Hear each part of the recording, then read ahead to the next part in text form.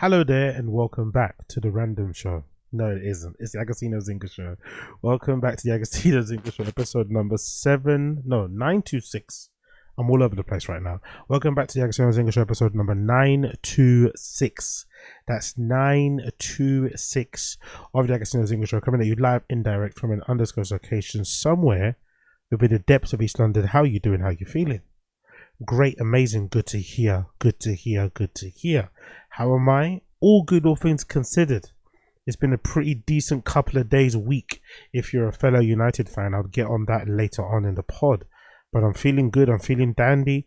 Looking forward, actually, tentatively to the new season. I wasn't looking forward to it before, but I'm now tentatively looking forward to the new season and what's in store for my beloved Manchester United, based on some recent signings, based on some outgoings, and based just in general on the sentiment around the club. It's actually feeling way more positive than I would have imagined, which is fairly good. But again, I'm being very tentative. I'm not being super giddy like most fans are. I'm not going crazy saying we're going to win the league, but it's feeling good. It's feeling freaking good. One thing that's not quite good, I just finished watching it actually, a little video courtesy of Tazs, where he basically talks about this story that went viral a few weeks ago, but I guess he's covering it now because this lady has now gone to court and stuff, and she's been charged, I think, if I'm not mistaken. But essentially it describes this story that happened a few weeks ago where this girl ended up killing her manager. She worked at a local McDonald's, and she, had a falling out with the manager and decided to come back from her shift, or she left, came back, and decided to stab her manager, dead there, right there in the flipping fast food joint. I'm pretty sure it was a McDonald's. And if I'm not mistaken, the daughter of the lady that got stabbed, was also working, and she had to basically cradle her mum in her arms as she was basically bleeding out there on the floor, and saw her mum basically taking her last breaths. And it made me think, has there ever been a job that I have had where I've legitimately thought about killing somebody? I don't think so. Like, there are some jobs that you have where the manager, your supervisor, sometimes even your colleagues get on your nerves, and you want to maybe just punch them square in their nose. You might want to give them a backhanded slap. You might want to give them a fucking wedgie, right? You might want to you might want to not hold the door for them. You might not want to ask them what they want for lunch or get them a coffee. You might want to make sure you just ignore them the whole day and only speak to them when you have to. You might just reply to them with emojis on Slack and stuff, like loads of passive aggressive things. But I don't think there's been a single colleague that I've worked with that I've wanted to literally kill. That's a little bit excessive. That's a little bit crazy. Like, even if you're being bullied, like, I think when it comes to work situations, like, I've had situations in work where I've not been the favorite. I think that happens when you're not the favorite. You kind of sometimes feel like you're getting bullied, right? You're maybe not the favorite. You maybe aren't pulling your weight. If it's like a team thing, you're maybe the weak link. You're just a newbie. That can be a bit awkward. But a job is similar to, like, getting bullied at work is similar to like cyberbullying. You can just stop it by leaving the job. You don't have to work there. Yes, it's obviously great to work there. You're working there because you need the job to pay your bills, but you don't have to work there. You can just leave. So if you are being bullied, just leave. Like, and I wouldn't even bother bringing it up with HR. I'm not gonna lie, because as most of you guys know, especially those of you who've been working for a long time, HR isn't there to protect the employee. It's there to protect the company from the employee.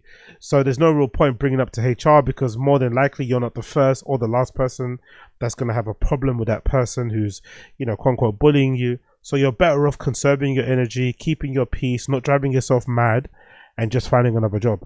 But you shouldn't probably, this is probably advice that no one needs to hear, but you probably shouldn't be going back to work and trying to kill your boss. And you know what's funny about it?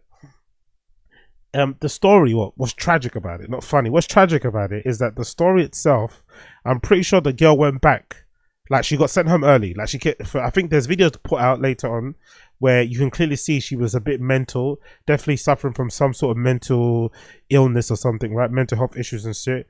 And I'm assuming with the cuts over there in the United States, so all those type of care for people that suffer those type of things, she probably was in a bad situation, or maybe she wasn't taking her medication. Who knows why she got there? But essentially, she had been moaning and complaining and ranting online a lot about her boss on her own kind of social media platforms. Now, she did release music too that was kind of unhinged, but I think the rants that she was doing online should have been cause for concern, right? The complaints that she had for her boss, because you don't really usually see that. You don't really usually see people on social media complaining openly about their workplace, because sometimes, you know, most of us are scared or wary that if we do so, it might jeopardize our job. So we just kind of keep that to ourselves. But she was online, like with bare face, like just complaining about her manager, saying that she thinks, you know, she's all that, you're not all that, something needs to be done about it, someone's going to do something about it, she's playing with me, like, you know, essentially veiled threats that she was putting out on social. So maybe it should have been flagged from before. But what was crazy about it was that she went back home, changed, and then came back to the McDonald's to go kill her boss. But she changed into clothes and she thought that no one would recognize it was her. And it's like, if you work long enough with somebody, it's like, you know, your brothers or your parents and stuff, your maybe relative, you can spot them from a mile off. You know their gait, you know how their arm moves, you know that you can hear the sound of their voice. Like, you don't even need to, like, you know what I mean? So like the fact that this girl thought she could come back to work in a disguise, right, in some sort of alternative outfit, and no one realizes her, was fucking crazy. But yeah, tragic situation all around. RIP to the manager that passed away. I would like to say as a little tidbit at the end, this isn't victim blaming, but that also goes without saying. That's why probably people should leave people alone. You know, you never know what people are dealing with. You never know what people are going through. That's why it's probably important to just leave people alone. There's no need to be bullying people. There's no need to be undermining people, micromanaging people, trying to belittle people, especially at work. Like, it's not necessary. I know some people get some satisfaction out of it. They get to kind of feel a little bit bigger and tougher because, you know, they get to lord this control and power over certain people. But sometimes if you do it to the wrong person, they may come back with a kitchen knife and done your entire dance. Now, that isn't to blame the lady, but, you know, like, things rarely happen in a silo. Things rarely happen in a silo. Talking about things that happen in a silo, have you guys seen this crazy, stupid, idiotic, and not actually addressing the problem thing that's going on here in the flipping UK? There's this minder grab new campaign warns of threat of phone thieves in Oxford Street. So I'm sure some of you guys know here in London we have a big problem with phone thieves. These kids who are basically jumping on these really fast e-bikes. I think most of them are like crosses between like mountain bikes and like motorcycles. They obviously jailbreak them so they can hit this limit, because I think by default there's like a cap on the speed of most of those e-bikes. But you know, ingenuitive kids you know, are able to kind of jailbreak them and get them to kind of go over their limit. And, you know, they're using them not just to race around and look cool and jump off curbs and do wheelies and shit. Instead, now they're using said bikes to jack people's phones. I still can't work out what the reason is for that, because I was led to believe that if you jack someone's phone and they fucking brick it, it's basically, you know, you can't use it. So maybe the only way they could probably use it is probably sending it abroad. But then what, do these guys work with a gang that has connections with marketplaces abroad they can get money for? Are they just listing them online and hoping somebody foreign buys them? Because I imagine if you block a phone here in the UK but you send it overseas, somebody can maybe unblock it and use it over there because it's not the same sort of region, territory. I don't really know.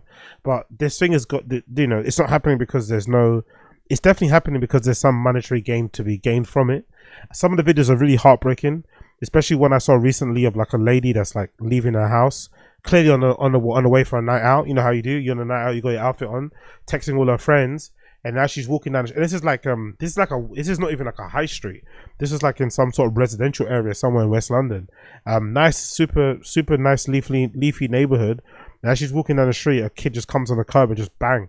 Like she stood no chance because she wasn't, you know, you'd imagine in that kind of an environment near your home, you're probably not attuned to, like, you know, your awareness of your shoulders and shit, checking people around you. You're probably not doing that.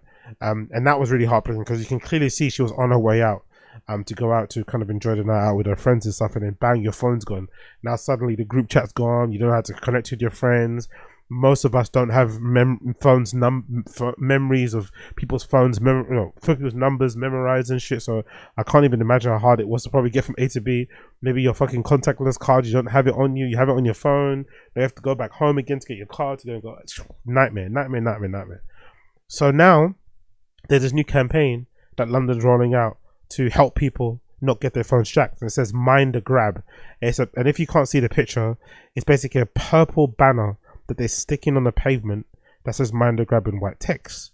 Now the funny thing about this is this campaign isn't being done by the local, by London fucking council. It's not done by Sadiq Khan or something. It's not done by anybody. It's done by Currys. Currys are the one that lead in this charge. Yeah, Currys, the electronic shop, are the ones that lead in this charge. So London, the London Mayor's office, the government overall aren't the ones who are stepping in and trying to put a clamp on this shit. The actual people who are stepping in and trying to help, although it's it doesn't really address the problem, at least they're trying to help, is Currys. And the only people that you see helping us on the streets, guess who they are regular fucking civilians. Regular citizens, other fellow citizens of London are the ones who are stepping in and sometimes banding together. And if a kid jacks someone's phone, they're jumping in the street and stopping them, kicking the tires, sticking a stick through the fucking wheels, jumping on the guy. Like I saw one guy, if I'm not mistaken, like a Chinese dude, big up him. He chased a phone thief all the way into this train station and got him in a fucking rear naked choke until the police come. So the police have been pretty useless dealing with this phone grabbing epidemic that's been happening. And now instead, Currys are trying to help with this kind of really corny, really dumb, really ineffective, I think, banner. Because I think most people, if you're looking down at your phone, you're probably not going to spot the banner anyway because you're focused on your phone. Because a lot of the people I've seen also getting jacked, they lack an understanding of like their area and their surroundings. Because if it was me, I feel like I would feel if a kid was rolling up very slowly trying to grab my phone.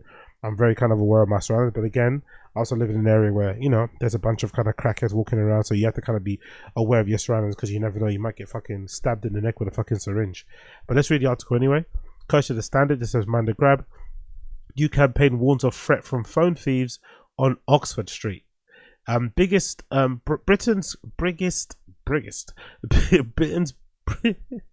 Britain's biggest electronic retailer is urging people not to use mobile phones close to pavement curbs amid a surge in phone thefts in London. Currys launched a new campaign called Mind the Grab on Wednesday with a bold purple line and signage added to the pavement on Oxford Street to highlight the issue. The scheme is intended Let me get rid of this little box here.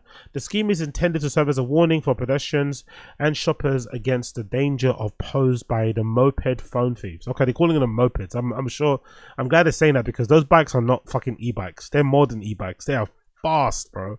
They're like those cross mountain bikes, great suspension. Most of the kids look pretty sick on them, I'm not gonna lie. They're all dressed in complete black. Some of them you can't even tell what race they are, literally. Like the hands are covered. And to be honest, if that was me, I would be already wary. If I see some kid on a bike completely blacked out like a ninja, you can't even see the whites of his eyes, you know he's up to no good. This kid's not just like, parading down the fucking Oxford Street trying to do a fucking 360. He definitely wants to take your phone. The retailer is also piloting a new training scheme for store colleagues to support victims, from contacting loved ones and the police to cancelling cars and helping them to get home safely. That's a pretty cool idea, to be fair. Why are Currys doing this? I wonder if it's just, I'm sure it's just a self-serving thing to ensure or to try to increase footfall. Because you'd imagine a place like Currys, with Amazon being what it is, there's probably noticed a significant decrease in the amount of foot traffic they have, even in big stores on Oxford Street. So I'm assuming this is just a way for them to kind of, try and get more people in the store and hope that if your phone gets jacked, you want to go into a Currys and buy a new one or something. This seems a little bit, too nice. And we know one thing for sure: these companies aren't in the business of being nice, So let's see as it goes on here. It comes as data obtained through Freedom of Information reveal how a phone was stolen every 15 minutes in Westminster last year, so 94 a day, and over 34,000 in total. Because you just have to imagine, right? All of the ones that go viral on social that we see via fucking cameras and stores and CCTV and shit. Imagine all the ones that we don't see on camera. Ones that just happen, on the daily basis. It's fucking crazy. And I've heard of them happening not only in fucking West London, happening all over parts of Hackney, Dawson and shit. So it's spread across London, to be honest. Increasingly, these thefts involve criminals on mopeds or e-bikes, snatching phones straight out of people's hands on busy pavements.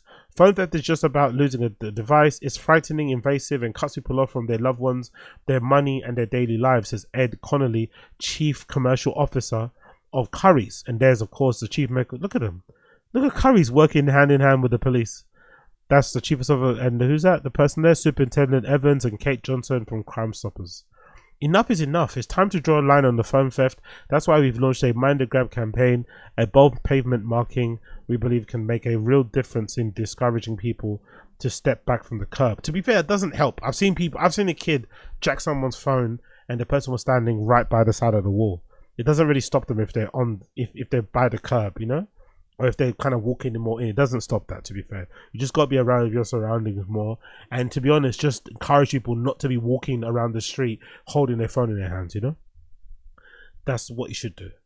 I would love it if one day I actually was walking down the street reading my book like I used to do. I would kind of walk and read. And some kid thought I was holding my phone and then snatched the book and realized it's just some fucking random sci-fi book. It'd be so funny to see them dashing the book again, like, because no one fucking reads. But imagine that was a thing. People started jacking people's books. I'd love that. The trial aims to raise awareness and encourage behaviour changes to help people feel safer. And if worse happens, we're here to help. Our Oxford Street store colleagues will support the victims from calling loved ones and the police to cancelling cards.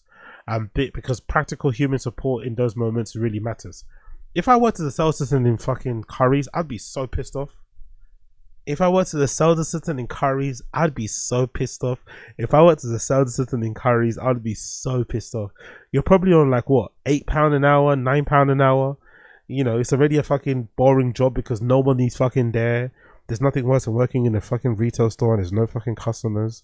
So you're there working, there's no one fucking coming in. And you're having to fucking keep yourself busy because you got an annoying manager that keeps looking at you. So you have to fucking fiddle with the stuff on the shop floor, fiddle with the things on the shelves, constantly keep dusting and cleaning the shelves to look like you're fucking busy, right? Restocking things that are not out of stock. Just moving things around to keep yourselves, you know, kind of looking like you're busy. So you keep on getting shifts so people don't fucking cut your hours so you can fucking pay your rent and keep the lights on and keep your belly full. Then imagine that same company telling you, oh, this job, you know, is already boring. It's already kind of breaking your back. It is what it is. You're now required to act as some sort of emotional support for fucking people who get their phones jacked on the street, who in most cases, it's your own fault because you weren't being fucking aware of your surroundings. I know some people are unlucky, but let's be honest. If you're aware of your surroundings, you probably shouldn't get your phone jacked out of your hand. And now some sales assistant has to kind of what? Be your fucking support system. Be your shoulder to cry on. Give you fucking tissues. Help you call your mum on the landline. Like, allow it, man. Honestly. Retail assistants, man. I stand with you in solidarity. Superintendent Natasha Evans, the Met's local policing lead in Westminster, said officers are relentlessly pursuing criminal gangs intent on committing robbery and phone theft. We have increased patrols in hotspots areas to identify the deter perpetrators, and robbery has reduced by 20% in West End since April. 20% is not enough, by the way. That's not enough. I think that's the video I saw. The leisure one of the girl. It looks like she's going out. This one. That girl in a white jacket. Like, honestly, felt so bad for her, man. We were putting extra officers in Central London to help drive forward our focus to reduce crime and bring offenders to justice. We're also working closely with businesses in the area to support the campaign by courage to encourage people to be aware of their surroundings, reduce the risk of people becoming a victim. By the way, why didn't the local government, the local fucking Westminster do this instead? Why is Courage having to do this? These people that live there probably pay nothing council taxes, where those people should have been aware of it and should have put the system in place. The other thing I was thinking too, surely the only way to stop this sort of shit is to just increase the sentencing. If you increase the sentencing and you make it, you know, I don't know, mandatory sentence for you jacking somebody's phone is 5 years, suddenly this thing disappears overnight. But I'd imagine the sentencing guidelines are pretty lax. They're pretty vague. They're pretty malleable. Which is probably why these kids are taking a chance, because, you know, you could make a quick lick by jacking somebody's phone and then you're only at risk of what, serving a couple of months in prison, you know. But if they increase the sentencing to 5 years or so, suddenly these kids get, you know, they get a little bit nervous, they get a little bit scared of committing these crimes. So that'll probably be a better way to address this issue than sticking some fucking sticker on the ground. But I don't know. What do I know? Westminster Council has expressed strong support for the initiative, granted permission for the study to be trialled in one of the capital's busiest streets. As part of an ongoing effort to keep residents and visitors safe, we are pleased to support Kerry's innovative approach to reducing the phone theft. Are they going to stick these on every street in West London? Every street in West London is going to be covered with these fucking purple fucking stickers. I'm sure there's somebody that lives in West London, Westminster, for sure. There's definitely some Karen, some fucking begrudging, some moaner some person that fucking hates those fucking stickers is gonna be like, it's an eyesore, and it's gonna be a reaction against it. People that live there locally peeling them off in the street. The campaign is a great example of how we are working with partners to raise awareness about the Phone Fest and promote simple measures to stay safe in public spaces, such as keeping valuables out of sight, working closely with the Met and other officers. But by the way, instead of putting all the onus on regular civilians really living their lives, because not every, yes, I'm saying you should be more street smart and be well more of your surroundings, but you shouldn't be on your fucking, you shouldn't be on your fucking toes at every fucking moment, checking your shoulders like you're Prime Iniesta. Maybe just increase the sentencing guidelines and it gets rid of the problem like that. But again, what do I know? Absolutely nothing. What do I know? Absolutely nada. Talking about things that I do know. News has just been confirmed that Man United have agreed terms with Red Bull Leipzig for Benjamin Sesko. Benjamin Sesko is soon joining the club. This follows the signings of Cunha or Diego Leon, Cunha and Mbeumo. Now we've got Benjamin Sesko, the centre forward who played for Red Bull Leipzig, and everybody's been kind of hyped on him. He's finally agreed to join the club. He spurned the chance to go to Newcastle. According to some people out there, Newcastle actually offered him more wages. Newcastle also submitted a higher fee to Red Bull Leipzig, but Benjamin Sesko, once he found out that Man United were interested, opted to sign for United. So he signed for United for less money. Now again, it's not going to be, super considerably less. It's not like he's taking a $100,000 pay cut, but still it's quite nice to see and hear players who want to join United because they want to join United. Because in the past, we had a reputation for attracting mercenaries because we offered really fucking good wages. Think about it, I think players like Luke Shaw, Luke Shaw's probably still on more money than fucking Saka and shit, you know what I mean? Like, we pay people good amount of money. Like, Sancho's on decent money too. Casemiro's probably making a bucket load of cash at United. So it's good to see that with this, Ineos coming in, they have somewhat, even though I'm not been the biggest fan of how they've approached the transfer window, the one thing I have liked is their approach to signing or identifying players who clearly want to play for the club.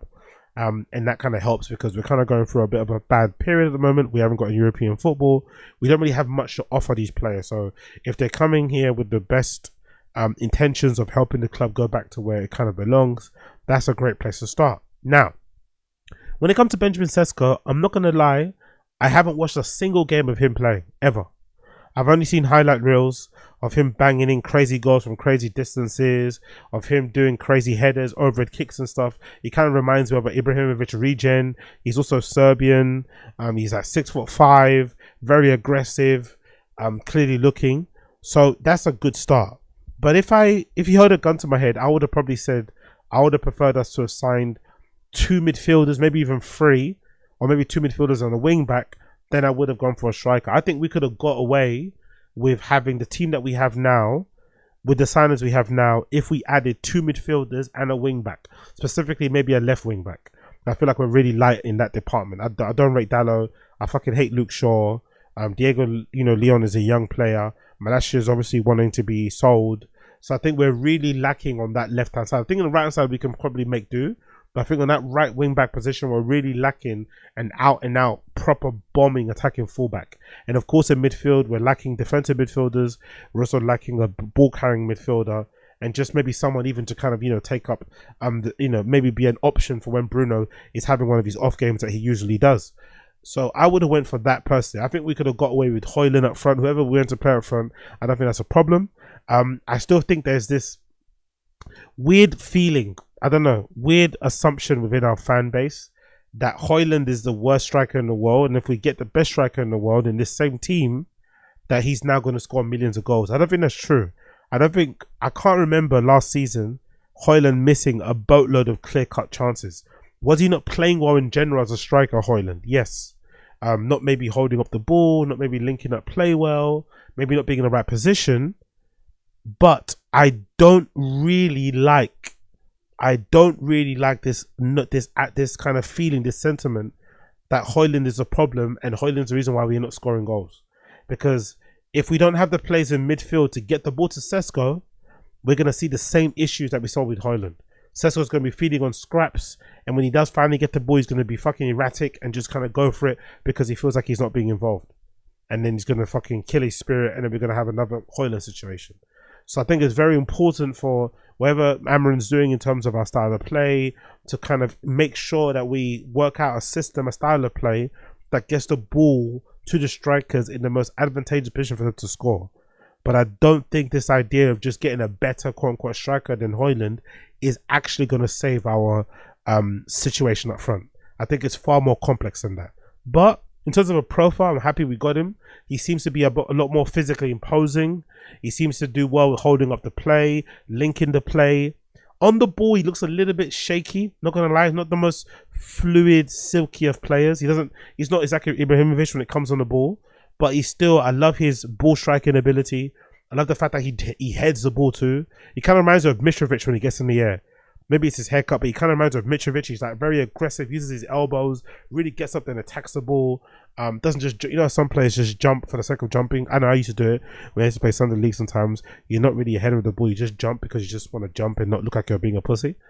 So I like he's aggressive in that sense. And also, obviously, the highlight reel of goals is fucking scary. But I'm really looking forward to seeing him play. Here's confirmation courtesy of Fabrizio Romano.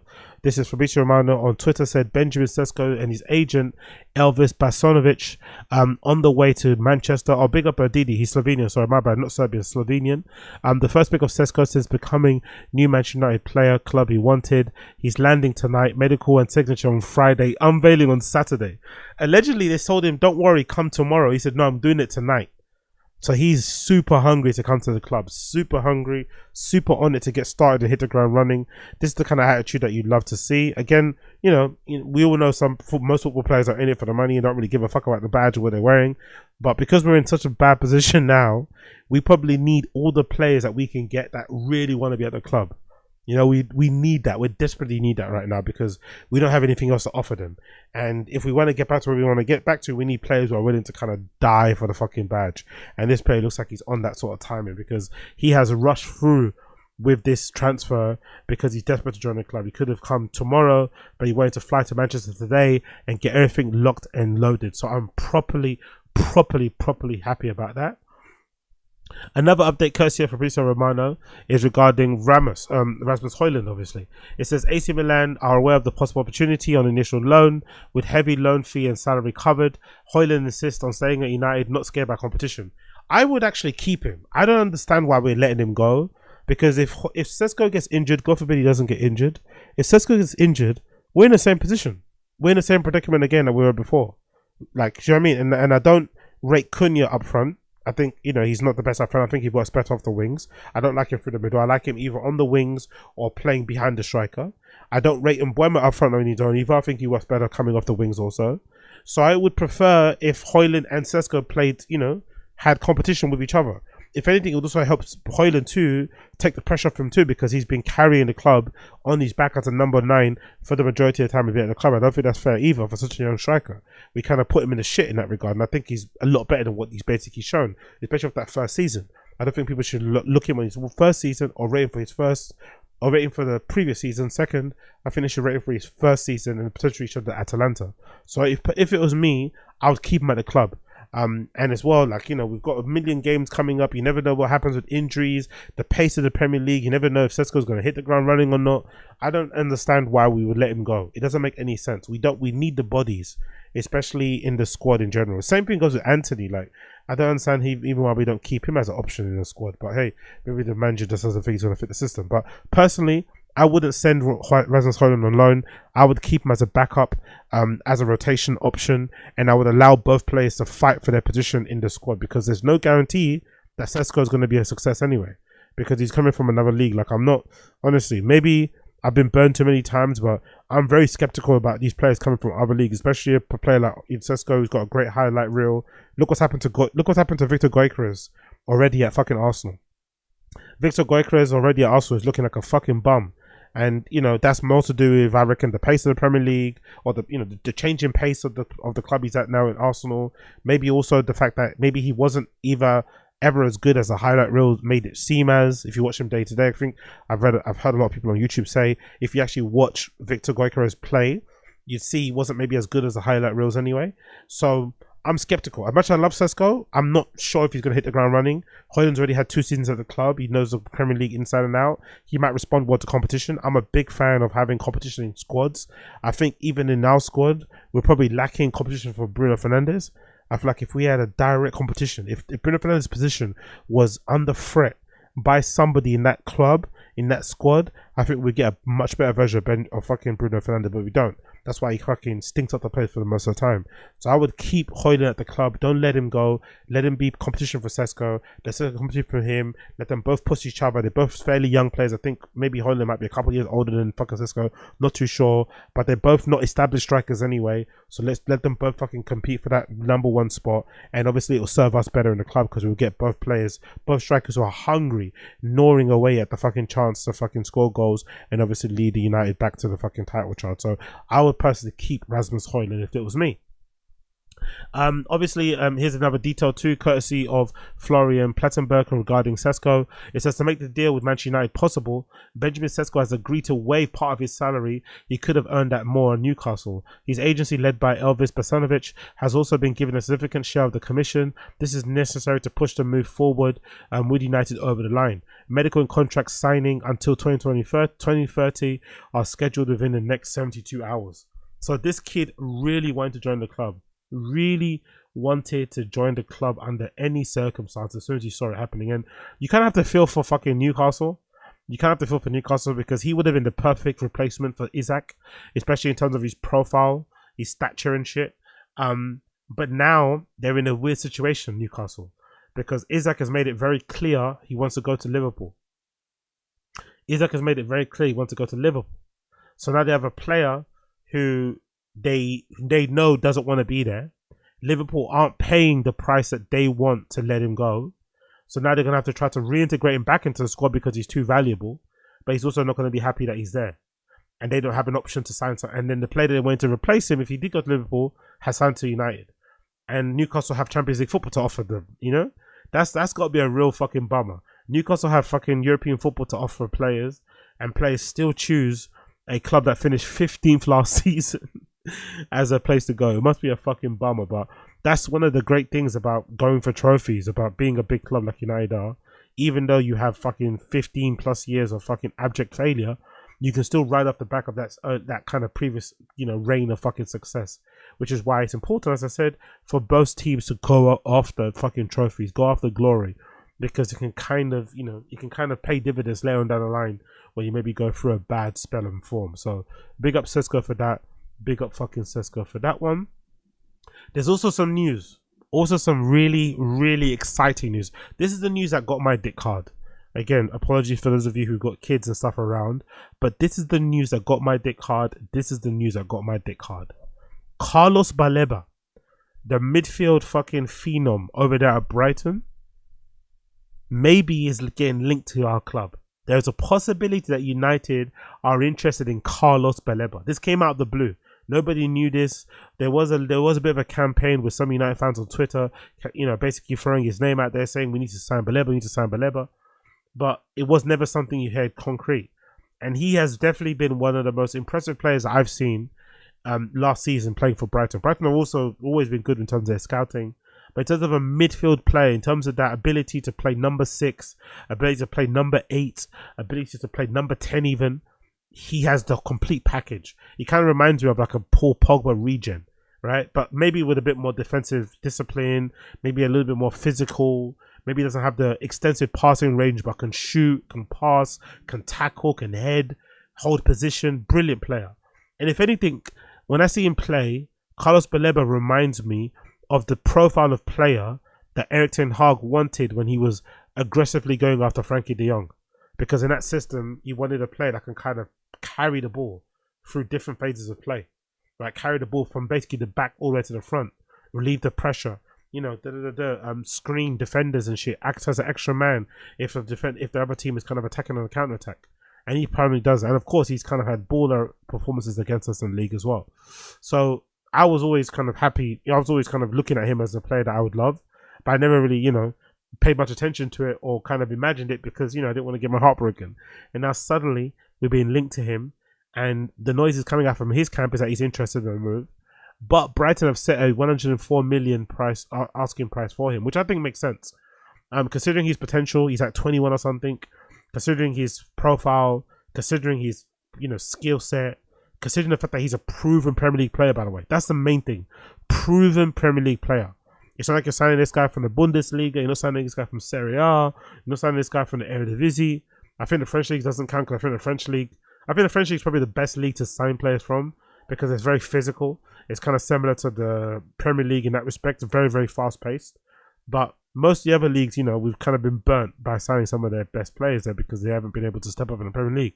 But Baleba's already shown at his young age that he can play at the Premier League level. He's more than, okay to do that. So you're getting a proven player who's going to slot in straight away, and who I personally think, controversial opinion, but I think Carlos Baleba has definitely a higher ceiling than Moises Caicedo. He has a way higher ceiling than Moises Caicedo as a player. I think he has a way higher ceiling than Moises Caicedo. So I think a 104 million asking price with no other club bidding and raising the price, I think makes complete sense.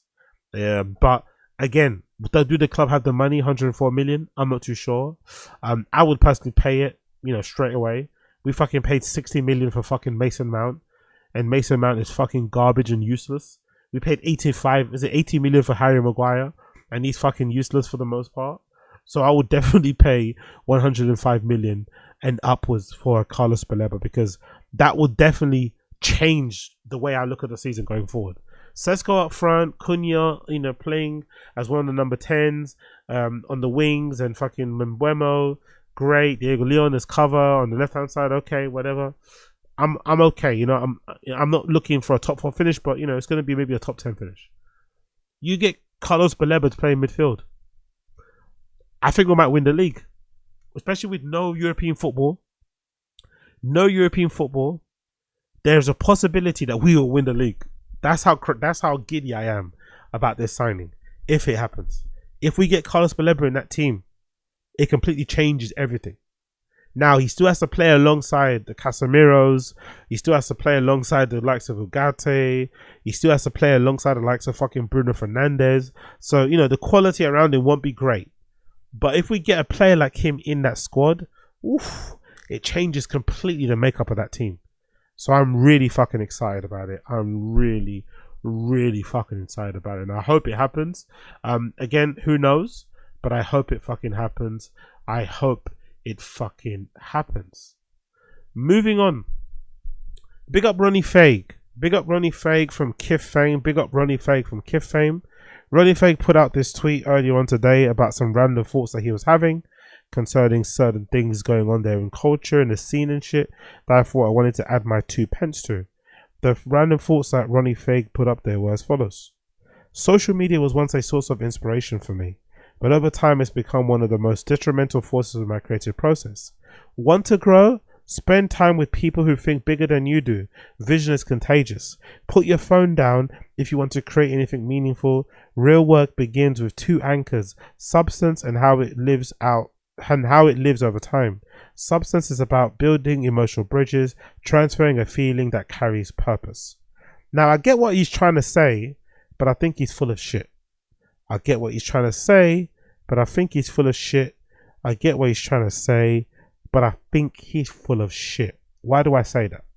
I personally think things like this are very counterproductive and almost kind of insulting to people on the come up, because I feel like only people who've made it, quote unquote, only people who have made it in their careers have the luxury of observing things like this or doing things like this in their real life, aka putting their phone down, aka touching grass and all this malarkey, and not maybe being tethered to their phone. I think when you're on the come up, when you're grinding, when you're trying to make your name, when you're trying to make your way forward, the only way you do so is by consistently putting yourself out there, consistently doing the work, consistently showing up, consistently showing improving, consistently sharing things online. That clip of fucking Tyler the Creator talking about people artists and shit, and saying that how you shouldn't be shy about promoting your music. You should always be pushing it out there and letting people know you got something out there, because most people don't see the things that you do. So you should constantly be reminding them that you've done something. And also the feed doesn't work the way you think it does. Sometimes people see things when they see it, when you post it. Sometimes they see it 2 days later. So you should always be kind of, you know, sharing your work, especially if you're proud of it. Why wouldn't you fucking share it? Because that's the only way people are going to enjoy your work and fucking see it or hear it or feel it in the first place. But that applies on the come up too. The only way you get to this position of being a Ronnie Fieg and having, you know, stores around the world and crazy good collabs and amazing collections season in, season out and shit, and world-renowned branding and marketing fucking approaches, is by grinding super hard and using your phone as a way to grind. Because nowadays your phone is your connection and your fucking way to essentially touch and share your work to millions, maybe potentially billions of people around the world. That's how you get your work out there. That is definitely how you end up kind of change your circumstances. I'm sure there's a ton of people out there who kind of went from a zero to a hero by just sharing something on their fucking social media feed one day via their phone. So this idea that the only way to grow, the only way to kind of get more inspiration is put your phone down, it's not applicable to people on the grind. If you're going to grind, unfortunately, you have to do everything. Unfortunately, when you're on the grind, you have to do everything. You have to do a bit of what he's saying, but you also have to do a lot of being on the phone. You have to consistently put yourself out there. So I think when people do this, when people offer this type of advice, it's mostly coming from a place of privilege, if that makes any sense. It's coming from a place of luxury. You know, you can afford to be mysterious. I think Clint from Cortez made that statement. You can afford to be mysterious like a Playboy Carti once you've made it. But when Playboy Carti was grinding, he was posting links to his music. He was constantly sharing stuff on social media. He was interacting with people in the comments and stuff. That's what you have to do. Once you get to a certain position, you kind of made it. You can kind of maybe take your foot off the gas. Maybe you can kind of build up an aura, build up a persona, whatever it may be, and maybe be a little bit more mysterious and a little bit more whatever, aloof. But you can't really do that on the come up. You kind of have to utilize all the tools at your disposal in order for you to essentially make it. So I think advice like this, although it's well intended, I think comes across a little bit disingenuous, because the majority of people who are trying to make it don't have the luxury of putting their phone down, because that very phone is the avenue at which they're going to get themselves closer to achieving, or closer to getting closer to their dreams. That very phone is the tool that they need to get closer to their dreams. So if you put their phone down, they're not going to be able to achieve the things they want to achieve. And of course, that's going to bum them out. So big up Ronnie Fieg, but I think he's absolutely wrong there.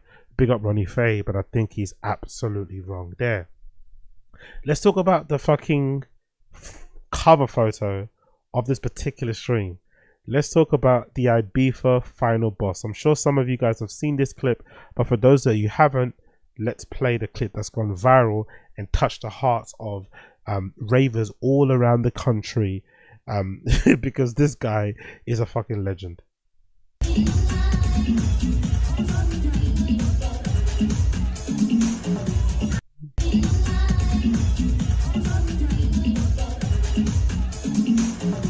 So as most of you have known, the Ibiza final boss has gone viral on my side of social media. Essentially, it's this guy that's out there raving in Ibiza, having a fucking great time with one of the most insane hairdos and facial structures you've ever seen. I think the bottom, you know, the from the fucking shoulders down, whatever, or from the neck down, whatever. But I think it's that whole entire head that people can't get their head around, right? The idea that he's got this crazy bowl cut haircut. He's got these really outlandish fucking gold rimmed sunglasses on. He's got this crazy R&B kind of quasi 90s, early 2000s beard mustache thing going on. And this like look on his face where he's kind of got this like stinky bass look. You know that stinky tech house look, right? Where people, when they hear like a stinky, people hear like a really deep, really fucking amazing bass line on a tech house track, they got this like, fuck off, you know, that kind of grimace on their face. And he kind of actually looks like, you know, that creature from Super Mario Brothers. I think it's like a mushroom or something. So he's got that kind of mushroom face where he's kind of got that upside down smile thing going on there as well, with that kind of frown and grimace. But he's having the time of his life. He's clearly having a fucking great time. And I don't know what is about the guy. Maybe it's his stature, maybe it's the smile, maybe it's the ease at which maybe it's the ease at which he feels so comfortable within his skin with that fucking hairdo and that beard and that sunglasses. But there's something about him where you immediately kind of, you know, felt good vibes coming off of him. You didn't feel like he was one of these kind of, you know, protein wanker guys. I think there's one particular one I saw where he brought some fucking he brought his fucking meal prep into the club with him and shit. You know, those guys that kind of come across like a bit wankery. This guy feels like a proper legend. You can definitely feel like if you bumped into this guy and after somewhere, you'd have a fucking great time with him. He's probably got good chat and shit. He just looks like a proper good dude. So this went kind of viral. And the immediate reaction I had about this was that this was incredible because we need more characters on the dance floor. I was like, you know what? I don't think I've ever seen somebody that looks like this in my entire life. On God. I don't think I've ever seen anyone that looks like this in my entire life, let alone on a dance floor. But we need more characters on a dance floor. I feel like nowadays, especially the clubs that I go to or the scenes that I'm in, you see a bunch of people that look the same, right? You see a bunch of people wearing the same New York boots. Nowadays, you see a bunch of people wearing the same New York boots with the same Adidas track pants or the tracksuit pants with the buttons on the side, right? That kind of, you know, you can kind of pop out the buttons. So, you know, yeah, that look. You see people with the same fucking, that tattoo style everyone has with the kind of weird lines and shit. You see people wearing the same harnesses, the same septum rings, the same nail polish and shit. It's just annoying, right? The same fucking shuffle, that fucking techno shuffle thing that they do. If I see someone doing that and roll up, I'm gonna drop kick them, right? So at least with this guy, you've got an individual. Yes, he's got, you know, the standard lads kind of outfit on with his side bag and his vest on and shit. But it's still somewhat, you know, it's still somewhat unique. You don't really see people that look like this ever. He's got a rope chain on. This fucking beard, the tan is on fleek. His shoulders are fucking popping from the gym and shit. Like, he's really fucking living it. So I'm a real big fan of him, and I really do hope that this attention that he's got on social media going viral has definitely garnered something real life in terms of, you know, VIP entry. He should get VIP entry at all the big clubs in Ibiza. I hope he's got VIP entry at Pasha, DC10. Hope he's got VIP entry at fucking, what's that place? The other one's called Universe that everyone's fucking going to. He deserves all of that. He deserves queue jumps. He deserves fucking bottles and shit. I hope he goes to fucking Wayne Lineker's club out there also in Ibiza. I'm really hoping that people roll out the red carpet for him because this is a proper legend, and we need to encourage more of these characters to be on the dance floor. And I'm also liking the fact that although maybe this video was done in a mocking sense, that the reception and the kind of feedback I've seen online is most people praising him and kind of, you know, shouting him out and kind of giving him praise and saying, yeah, he's a fucking legend. Because, you know, I'm not the biggest fan of people recording strangers on the dance floor and then sharing on social media. There's been a big movement against having phones on the dance floor specifically for this reason, because people don't feel comfortable being on the dance floor because everyone's always kind of watching or judging you, or for, you know, God forbid, fucking recording you. But I love that even though maybe the attention of this was malicious, the reception online has been nothing but love, and everyone's been giving this guy maximum ratings. He's a fucking legend.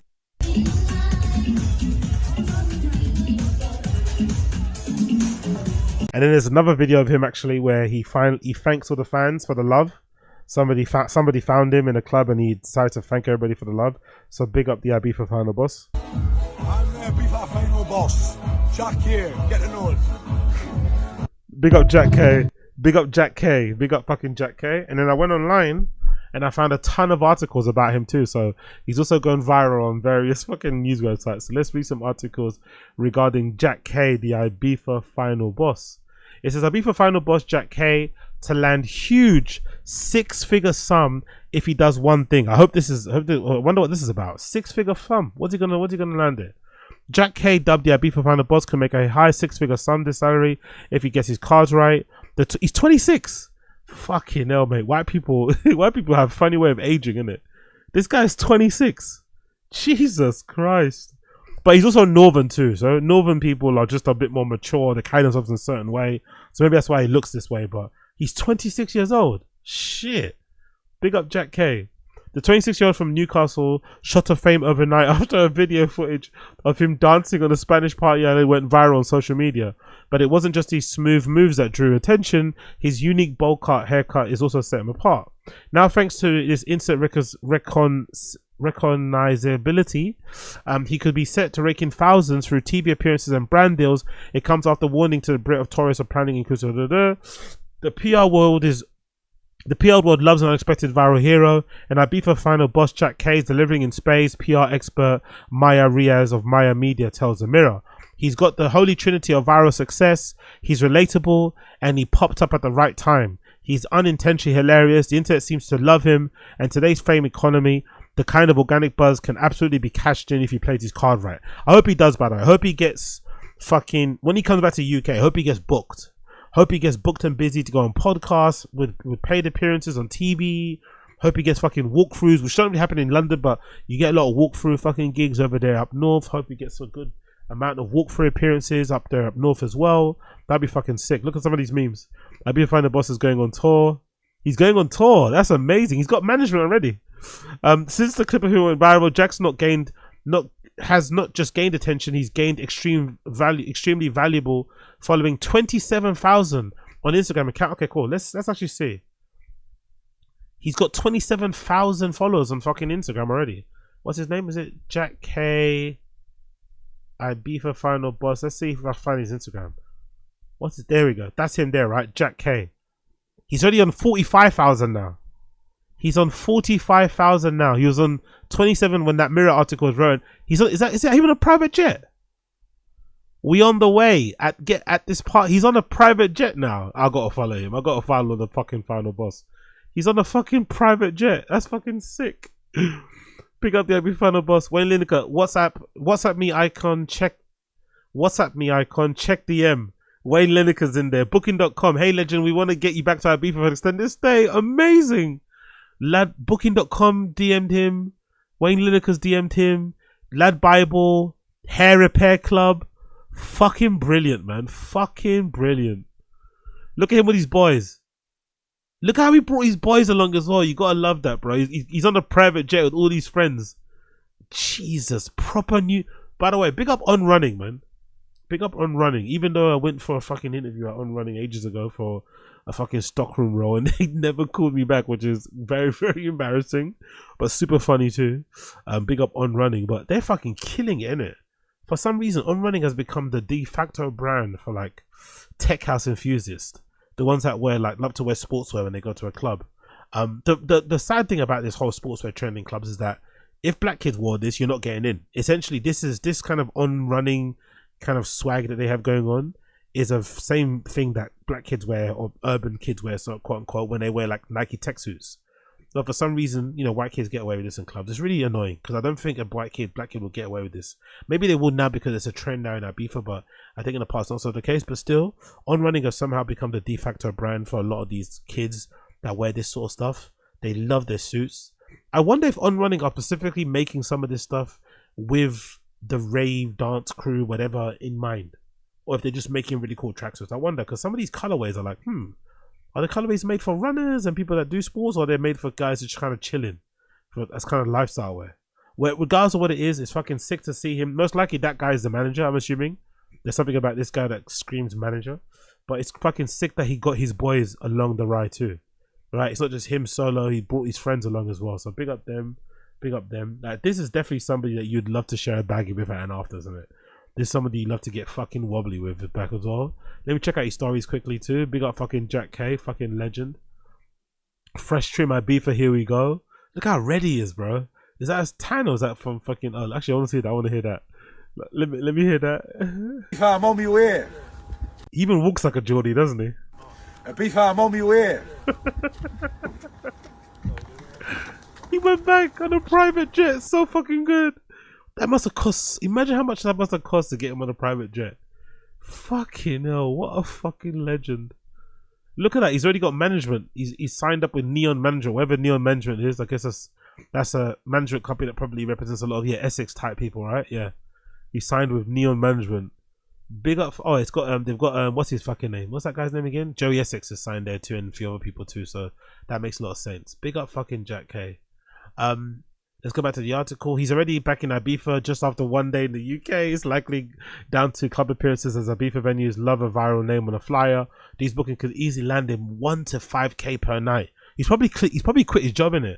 Hope he's fucking quit his job. He's probably quit his job and gone full steam ahead of this shit.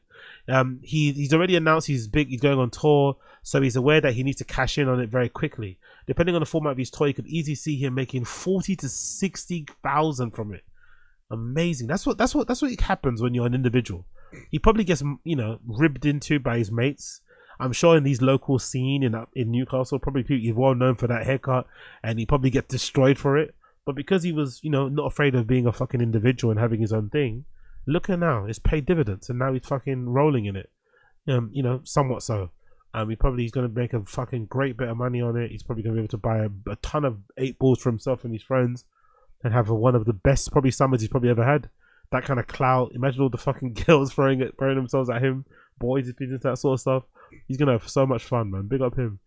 Already, quick thinkers have begun selling wigs of his infamous haircut.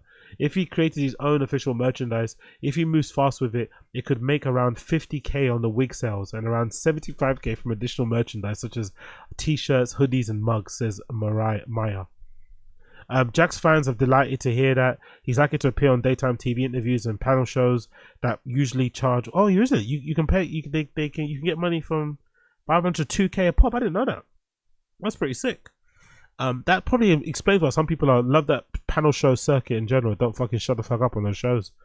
£500 to 2,000 to just talk on those shows is probably a decent amount of money. In the coming days, and possibly even reality TV such as Big Brother and Traitors, which would easily bring in 10 to 50k.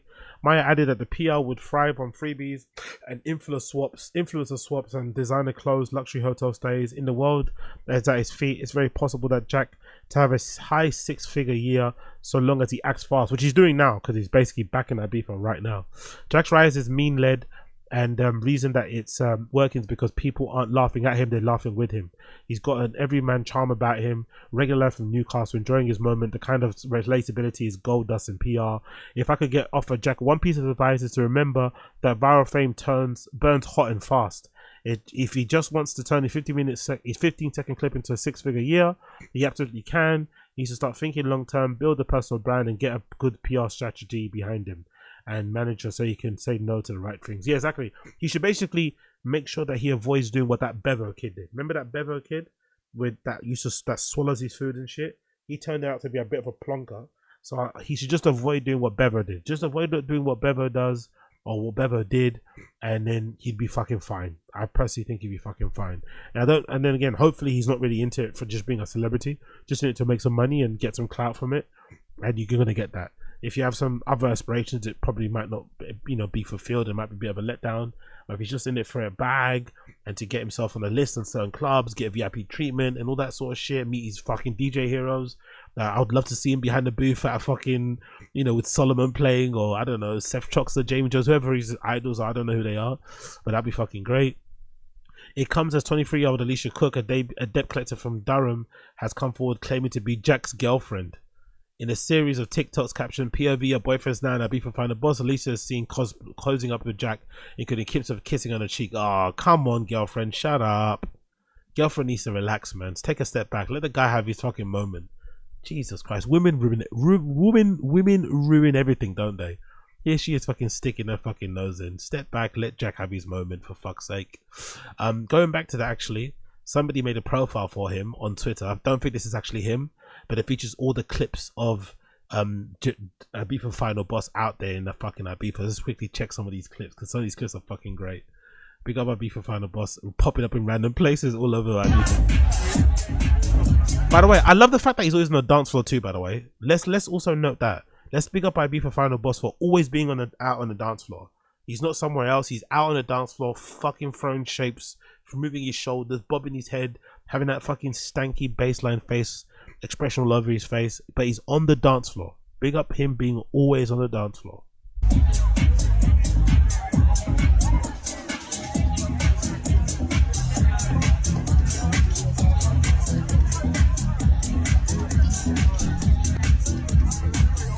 I need to go up to Newcastle, man. I need to go to Newcastle, man. Honestly, I need to go to Newcastle. Newcastle seems like a fucking place with loads of characters. I need to fucking go there. Yeah, so big up him there. Let's see another clip of him. Oh, let's go back. What's that? The King? Where's that? Where is he there? Is that page gone? No, what's happened? Oh no, it's gone. Damn it. Oh shit. Okay, it was working for a bit, but anyway, let me see if I can get up on here then. Ibiza final boss. Maybe someone's got some more pictures, clips of him on here. But that page unfortunately has disappeared. It had all the fucking clips of him online actually. Let's see if we got some more clips of him. That's the original clip that we got there. That's one of him on a fucking Ryanair plane. That's fucking hilarious. Another clip of him wearing a bag. That's fake. I think that's an AI one. I want to see some more clips of him. Let's see if we can find some more clips of him. That's him there. Someone put him behind the booth. If he starts DJing, that'll be sick, by the way. That'll be a way to extend your fucking 50 minutes of fame. If he just starts DJing, he'll probably be able to extend his 50 minutes of fame with that as well. That'd be an actual good way to go. Someone put him in The Simpsons. That's fucking hilarious. There's another angle of him actually at a club somewhere where you see the back of his head, unfortunately, where, you know, bit of a bald spot there. But again, he's probably going to get another sponsor. Maybe some Turkish fucking place is going to offer him, or somebody in England maybe will offer him a deal to kind of, you know, seal up that little bald spot in the back there. But there's him right there in somewhere in Ibiza again. Legend.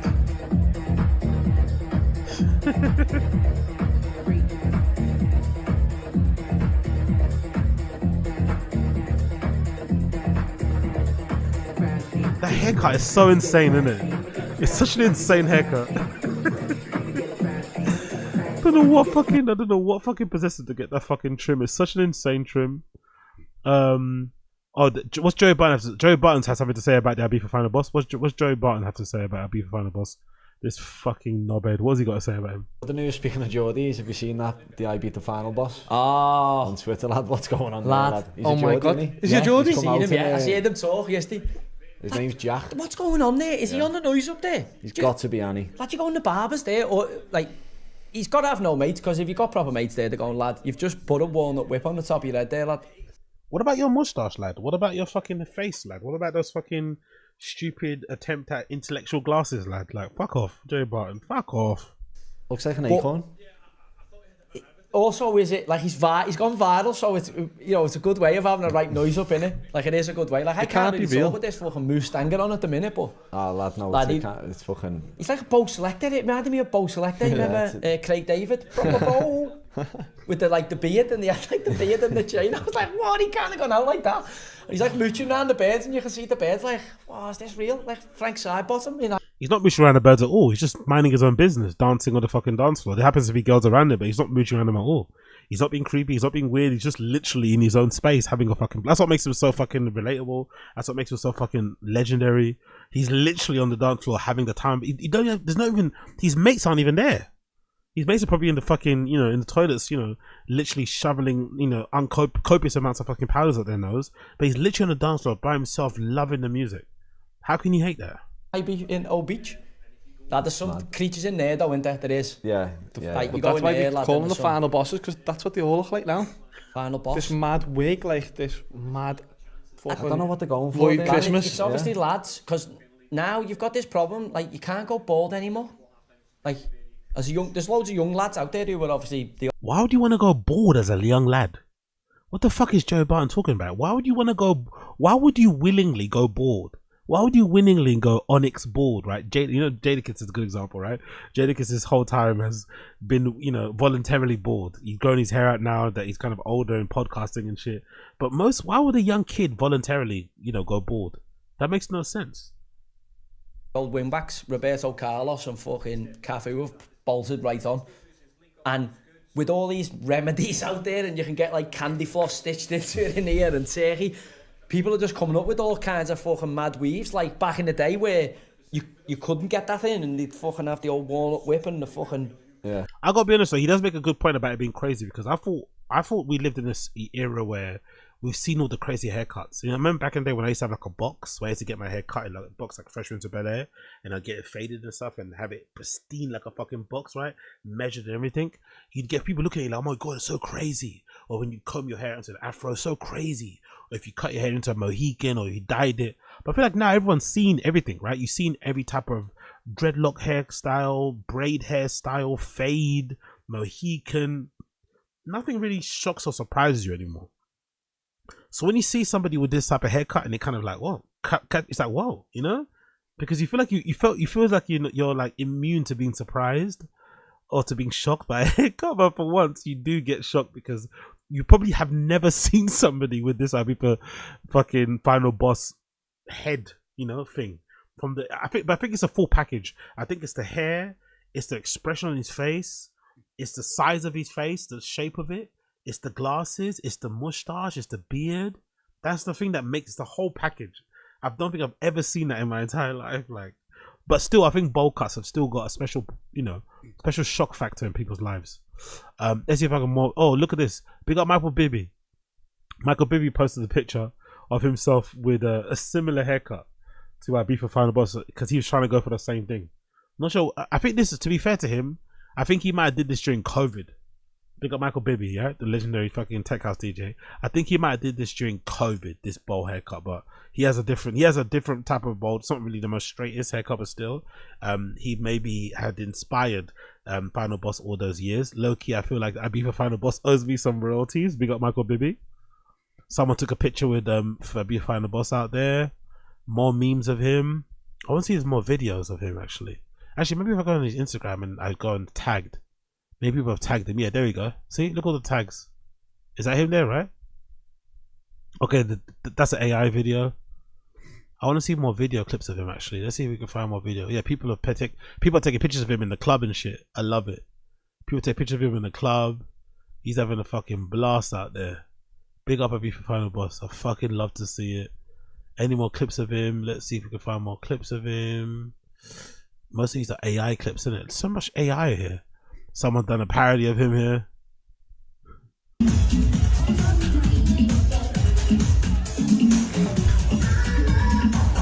Not funny at all. Must be American. That must be an American person. Not funny in the slightest. That must be an American. Not funny in the slightest. Let's see if we can find him. What's this? Ibiza ready.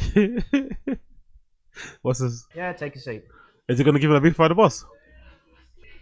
What Is can this I going do to be for real? that, my mate?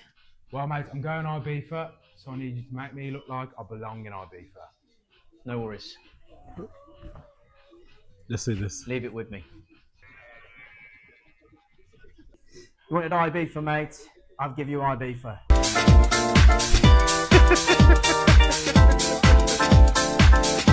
Okay, that's better. That's much better. That's much better. Big up that person. Who was that? Who was that person? Big up MLR _ Adonis Barbers. MLR _ Adonis _ Barbers. Fucking legend. That was fucking good.